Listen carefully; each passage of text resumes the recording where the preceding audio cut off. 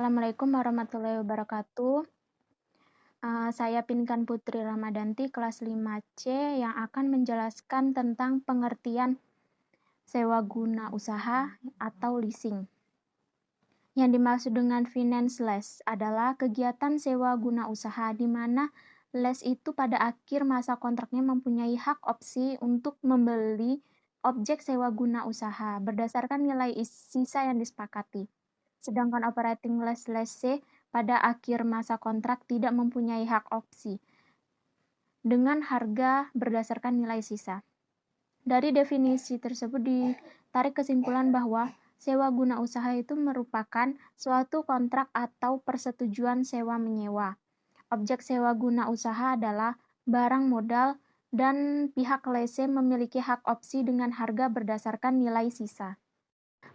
Saya akan menjelaskan yang bagian B, yang kegiatan leasingnya. Kegiatan leasing atau kegiatan sewa guna usaha dapat dilakukan secara dua, yaitu sewa guna usaha dengan hak opsi atau sewa guna usaha tanpa hak opsi. Kegiatan dari sewa guna usaha tersebut ya A. Jumlah pembayaran sewa guna usaha selama masa sewa guna usaha pertama ditambah dengan nilai sisa barang modal harus dapat menutup harga perolehan barang modal dan keuntungan lesor. Yang B. Masa sewa guna usaha ditetapkan sekurang-kurangnya 2 tahun untuk barang modal golongan 1, 3 tahun untuk barang modal golongan 2 dan 3, dan 7 tahun itu untuk golongan bangunan. Yang C. Perjanjian sewa guna usaha memuat ketentuan mengenai opsi bagi lese. Pihak utama dalam lese menurut Ahmad Awari itu ada beberapa.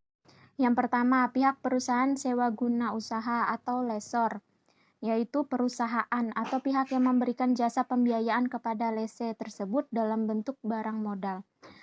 Yang kedua, perusahaan penyewa atau lese, yaitu perusahaan atau pihak yang memperoleh pembiayaan dalam bentuk barang modal dari lesor. Yang ketiga, supplier. Supplier itu perusahaan atau pihak yang mengadakan atau menyediakan barang untuk dijual kepada lese dengan pembayaran secara tunai dan oleh lesor. Berikutnya saya akan menjelaskan mengenai jenis-jenis perusahaan leasing. Jenis-jenis perusahaan leasing dalam menjalankan kegiatannya itu yang pertama, independent leasing, yaitu perusahaan leasing yang berdiri sendiri, dapat sekaligus sebagai supplier atau membeli barang-barang modal dari supplier lain untuk dileasingkan. Yang kedua, captive lessor. Dalam perusahaan leasing jenis ini, produsen atau supplier mendirikan perusahaan leasing dan yang merupakan leasingkan adalah barang-barang milik mereka sendiri. Yang ketiga, lese broker. Perusahaan jenis ini kerjanya hanyalah mempertemukan keinginan lese untuk memperoleh barang modal kepada pihak lesor untuk dilesekan. Jadi dalam hal ini, lese broker hanya sebagai perantara antara pihak lesor dengan pihak lese. Terima kasih, selanjutnya akan dijelaskan oleh pemateri kedua. Assalamualaikum warahmatullahi wabarakatuh. Nama saya Muhammad Jasa Putra dari kelas 5 CS. Saya akan melanjutkan materi saudari Pinkan. Yang pertama D. Prosedur permohonan leasing. Prosedur permohonan fasilitas leasing oleh lese kepada lesor secara umum sebagai berikut. Yang pertama, pihak lese mengajukan permohonan untuk memperoleh fasilitas suatu barang lisan modal balik secara lisan maupun tertulis. Kedua, pihak lesor akan meneliti maksud dan tujuan permohonan lese. Jika masih ada dokumen atau informasi yang kurang, pemohon diminta untuk melengkapinya selengkap mungkin. Kelengkapan dokumen tersebut antara lain sebagai berikut. Akte pendirian perusahaan jika lese berbentuk personal terbatas atau PT atau yayasan.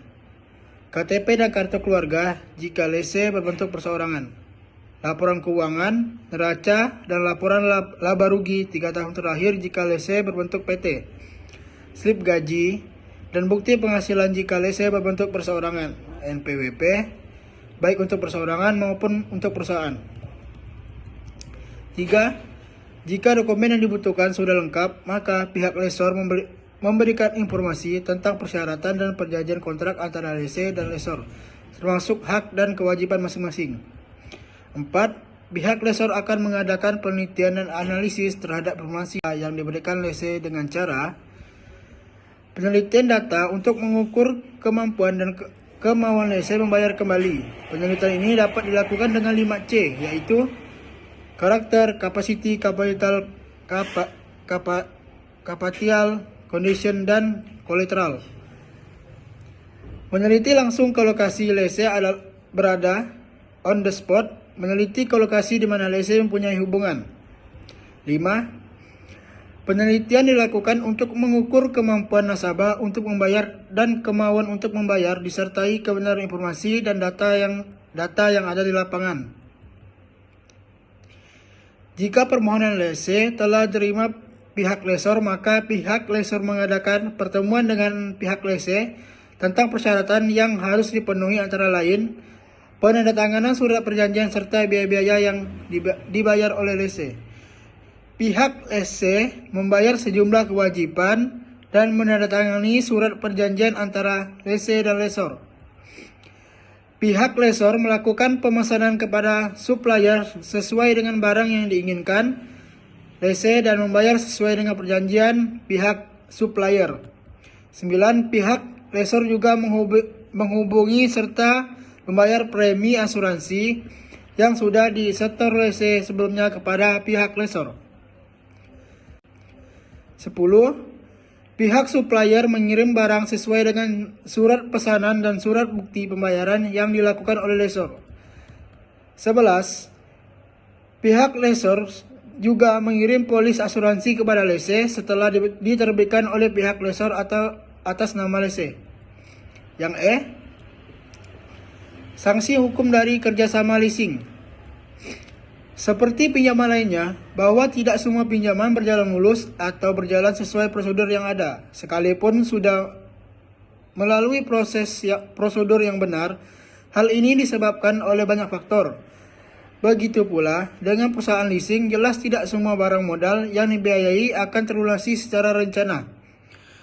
Oleh karena itu, perlu ada tindakan lebih lanjut bagi lese yang lalai berupa sanksi-sanksi yang disepakati. Sanksi-sanksi yang diberikan pihak lesor kepada pihak lese apabila lese ingkar janji atau tidak memenuhi kewajiban kepada pihak lesor sesuai perjanjian yang disepakati adalah sebagai berikut. Yang pertama, berupa teguran lisan supaya segera melunasi. Yang kedua, jika teguran lisan tidak digubris, maka akan diberikan teguran tertulis. 3. Dikenakan denda sesuai perjanjian. 4. Penyitaan barang yang dipegang oleh lese. Sekian dari penyampaian materi saya. Terima kasih.